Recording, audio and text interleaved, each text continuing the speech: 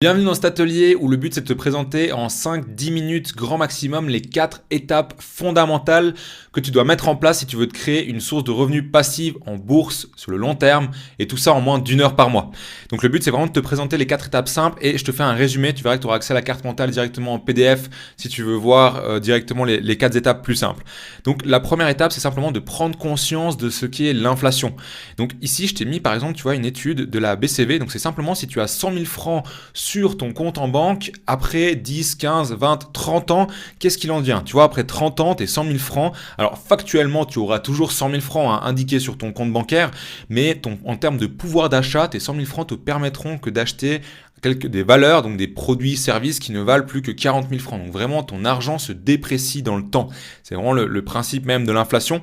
Ici, je t'ai mis juste avant d'aller plus loin, un petit attention à posséder une épargne de précaution. Donc avant de commencer à investir, toujours avoir de l'argent de côté, un fonds d'urgence pour réagir en cas de situation financière un petit peu compliquée. Donc idéalement, ce serait entre 3 et 6 mois de salaire de côté, mais tu vois que tu as encore des alternatives pour adapter ça selon ton profil. Ensuite, l'objectif, ça va être de suivre une méthode, vraiment un process plutôt précis et méthodologique. Donc vraiment aller dans un certain ordre logique. Je te montre un petit peu vraiment le principe fondamental pour s'enrichir. Il n'est pas compliqué, c'est ultra simple et pourtant plein de gens ne pensent pas à ça et ne s'enrichissent pas. Tu as ton argent que tu aimerais, donc ton patrimoine finalement que tu aimerais développer. Et pour augmenter l'argent que tu aimerais, et bien simplement tu as 2 axes. Tu n'en as vraiment pas plus. C'est soit tu vas dépenser moins d'argent et donc optimiser tes charges, soit tu vas gagner plus. Et l'erreur fondamentale que font la plupart des gens, c'est qu'ils vont d'abord se concentrer sur gagner plus. Une augmentation de salaire, investir, immobilier, bourse, dividendes, enfin peu importe. Mais ils vont vraiment se concentrer sur ce deuxième axe sans prendre en compte la partie de dépenser moins, optimiser ses charges, ses impôts et vraiment tout son mode de vie. Tu vois que c'est vraiment le premier axe qu'il faut prendre en compte. Pourquoi? Parce que bon, déjà, tu as un seuil limite, tu ne pourras pas descendre en dessous d'un certain montant. Tu as un loyer, de la nourriture à payer, ce genre de choses. Donc, il y a un seuil limite, on dirait, à ce taxe. Mais c'est le premier à prendre en main. Et le deuxième, c'est vraiment la partie augmenter ses revenus, mais dans un second temps. Pourquoi? Parce que je te montre ici le schéma. Ici, c'est la théorie du saut percé de Alex Hormozy. Le but, c'est simplement de reprendre ça, mais sur le côté des finances. Donc, finalement, dans ton patrimoine, c'est une métaphore avec l'eau que tu vas mettre dans ton patrimoine, dans ton seau, et finalement l'argent que tu vas mettre dans ton patrimoine. Donc ici, si tu n'as pas beaucoup d'argent, en fait, se concentrer directement sur le deuxième axe et mettre beaucoup d'argent dans ton patrimoine. Si tu as simplement des fuites du coup dans ta gestion, eh bien tu as dépenses non anticipées, dépenses impulsives, abonnements inutiles. Simplement en rajoutant beaucoup plus d'argent, tu auras beaucoup plus de fuites. C'est vraiment proportionnel et tu vas jamais t'enrichir. C'est pour ça que la plupart des gens arrivent à 40, 50, 60 ans avec des salaires vraiment intéressants, à un joli stade de leur carrière, mais ils ne sont pas pour autant libres financièrement et ne se sont jamais enrichis. Simplement parce qu'à chaque augmentation de salaire, ils ont simplement augmenté leur mode de vie, leur mode de consommation. Donc ils ne sont jamais optimisés et appris à maîtriser ce premier axe qui est dépenser et optimiser ses charges. Ils sont concentrés sur gagner plus et finalement ils ont mis beaucoup plus d'argent dans leur patrimoine avec toujours les mêmes dépenses ici, les mêmes fuites si on veut bien. Et finalement leur patrimoine, il y a des fuites qui sont beaucoup plus importantes à la suite. Donc voilà un petit peu le schéma principal à comprendre avant de commencer à vouloir investir. Et la deuxième étape, donc après avoir maîtrisé ce premier axe, faire un budget, avoir ton fonds d'urgence, ça va être de profiter du système social ici en Suisse. Donc voilà, d'abord mettre en place le budget, le respecter et surtout l'optimiser avec le temps et ensuite mettre en place un troisième pilier. Tu as certainement déjà entendu parler de ce principe. Ici, je te remets le schéma. Là, on se projette directement à 65 ans. Donc ici, tu as ton salaire à 65 ans, donc quand tu seras encore salarié et au moment de prendre ta retraite, donc imaginons que ce soit le 100% de ton dernier salaire, ton premier pilier, donc l'AVS, l'assurance vieillesse et survivant, et le deuxième pilier, la LPP, la loi sur la prévoyance professionnelle, quand tu joins ces deux piliers, selon l'OFSP, donc l'Office fédéral de la statistique, eh bien, ces deux piliers représentent environ entre 50 et 60% de ton dernier revenu à la retraite. Donc tu vois, du moment que tu prends ta retraite, tu as un gap, tu peux perdre entre 40 voire 50% de ton dernier salaire.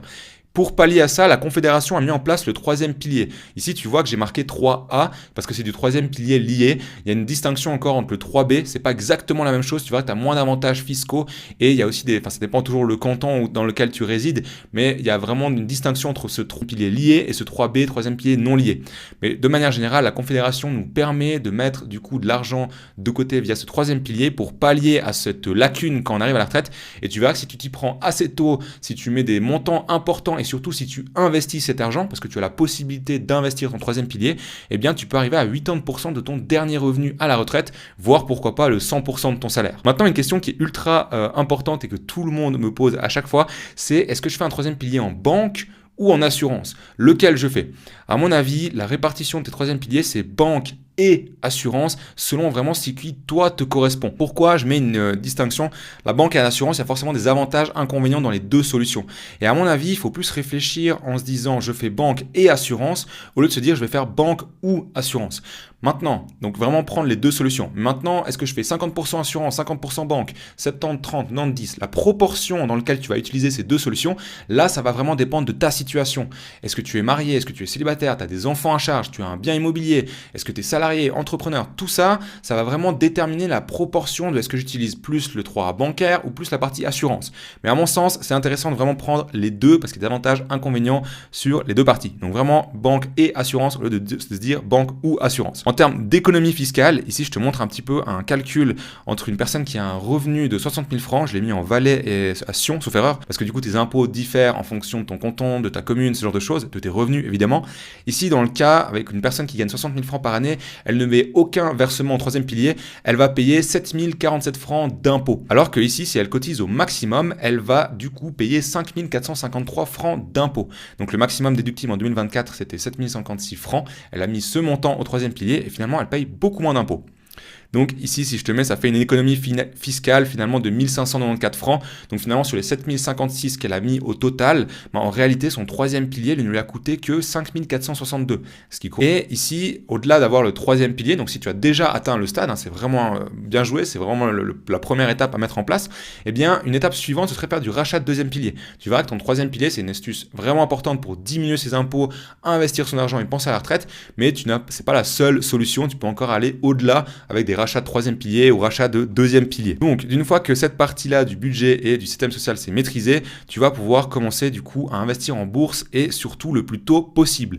Pourquoi? Parce que pour décupler son argent en bourse, donc pour avoir beaucoup plus d'argent, tu as 3 leviers que tu vas pouvoir utiliser. Enfin, il n'y a vraiment que 3 leviers qui existent, il n'y en a qu'un seul que tu vas réellement pouvoir utiliser. Le premier, c'est le rendement. Si tu investis sur un actif à 5% ou à 10%, tu n'auras pas le même résultat à la fin. Le deuxième, c'est le montant. Si tu investis 1000 francs ou 100 000 francs, tu n'auras pas le même résultat à la fin.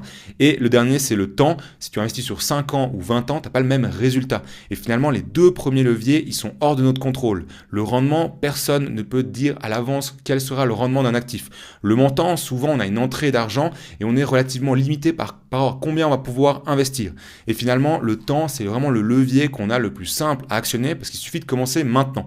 Et pour te montrer vraiment l'importance de ces 3 leviers et pourquoi c'est vraiment le temps qui est le plus important, je te prends 2 exemples, alors qu'ils sont totalement fictifs. Tu vois, tu as Marc, ici, qui commence à investir à 20 ans avec aucun capital de départ, il n'a pas d'épargne, mais il met 150 francs directement tous les mois. Ici, je te mets un calculateur d'intérêt composé. Donc, tu vois, ici, versement régulier 150 francs, j'ai mis un rendement à 7%, je suis resté relativement pessimiste. Tu verras que le marché boursier américain, il est en moyenne 9% par an. Ici, j'ai mis sur 45 ans, c'est simplement le temps qui lui sépare jusqu'à sa retraite. L'inflation à 2% prise en compte et il va partir à la retraite avec un capital de 304 000 francs. Ici, on voit, ce qui est intéressant, la partie en rouge, c'est l'argent que lui a dû mettre de sa poche. Il a dû se lever le matin, travailler, à la fin du mois, épargner, sacrifier. Et la partie en verte, c'est l'argent qui a été généré par son argent investi.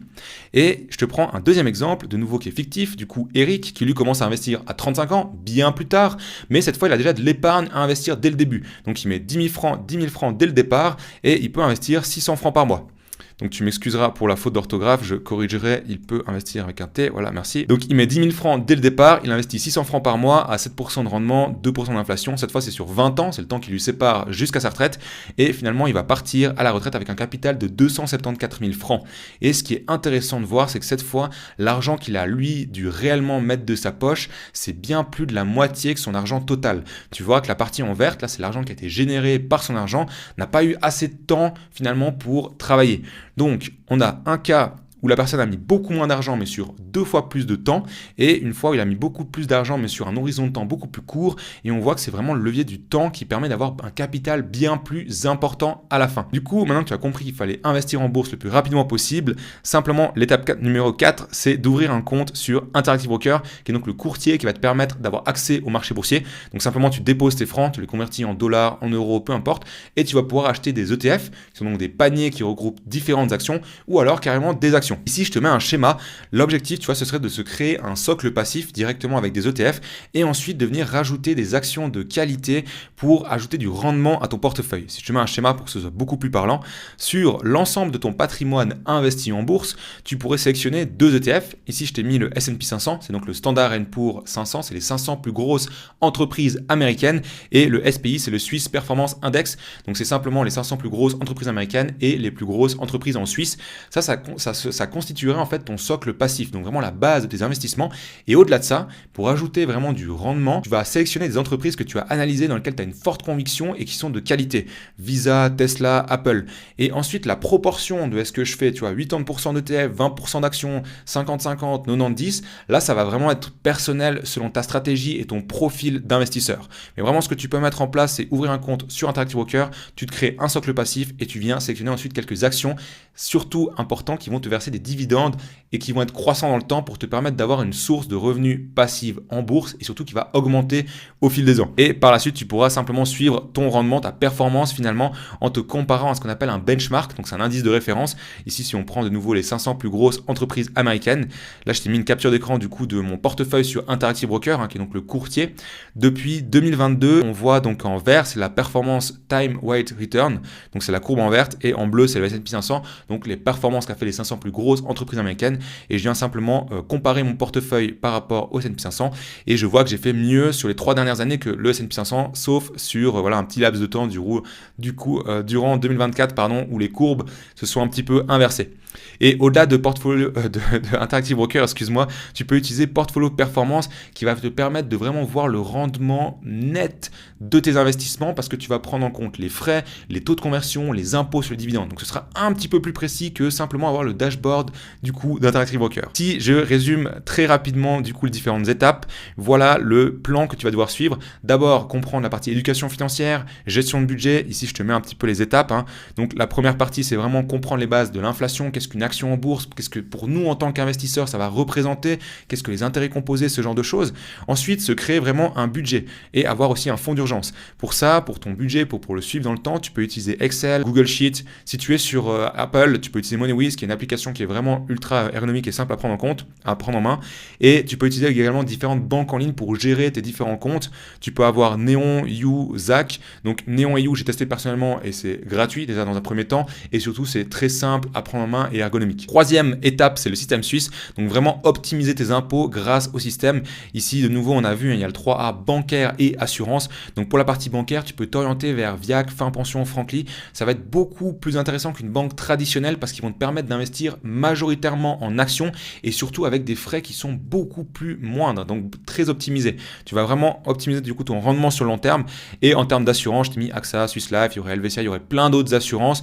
Mais voilà, le but c'est vraiment d'avoir un conseil personnalisé. Ça va être vraiment selon ta situation. Ensuite, la partie bourse, donc là ça va vraiment d'ouvrir un compte sur un courtier en ligne. Ici en Suisse, on en a plusieurs. Il y a Interactive Broker, Swissquote, DeGiro, Neon propose aussi d'investir en bourse, mais vraiment si on a un seul que je te conseillerais, c'est Interactive Broker pour la qualité. Déjà ils sont cotés en bourse, tu peux littéralement connaître les chiffres Interactive Broker, la sécurité, l'historique, c'est vraiment le courtier que je conseillerais à n'importe qui en Suisse pour commencer à investir. Et ensuite, la prochaine étape, c'est vraiment déposer ses francs et d'investir dans 1 ou 2 ETF maximum. Là, je t'en ai mis 3. Vraiment, si tu vas faire plus que ça, tu vas diluer en fait tes efforts et tu vas pas optimiser ton rendement. Ici, je t'ai mis du coup les 500 plus grosses entreprises américaines. Le VOO, là, c'est simplement le ticker de l'ETF de Vanguard. Vanguard, c'est l'émetteur, donc c'est l'entreprise qui propose le panier dans lequel tu peux investir. Et simplement, si tu tapes VOO sur Interactive Broker ou n'importe quel site un petit peu d'analyse, ici Gros Focus ou principalement Just ETF, tu vas retrouver du coup cet ETF qui reprend les plus grosses entreprises américaines. Ici, c'est la même chose mais avec le Total World, donc finalement c'est le marché boursier mondial. Et ici, je t'ai mis le CHSPI, donc c'est un ETF qui reprend les actions en Suisse. Et au-delà du coup de cette partie stratégie passive, tu as la stratégie active où tu vas pouvoir sélectionner du coup des actions. Et le but, ça va être de sélectionner des actions de qualité qui surtout augmentent leurs dividendes dans le temps. Et ici, je t'ai mis quelques exemples. Visa, Microsoft, Salesforce, Booking. Tu regarderas vraiment sur les différents sites. Tu peux voir la progression du chiffre d'affaires, du bénéfice net et autres, ou bien du free cash flow de Visa, Microsoft. C'est du plus 10, 12, 15% par année. C'est vraiment énorme. Et d'une fois que tu respectes ça, tu as la dernière partie, la partie gestion de patrimoine. Là, c'est simplement faire le suivi et avoir un suivi voilà, mensuel, hebdomadaire pour du coup tes investissements. Donc voilà très rapidement les 4 étapes que tu peux mettre en place dès maintenant pour commencer à avoir des revenus passifs en bourse et tout ça en moins d'1 heure par mois.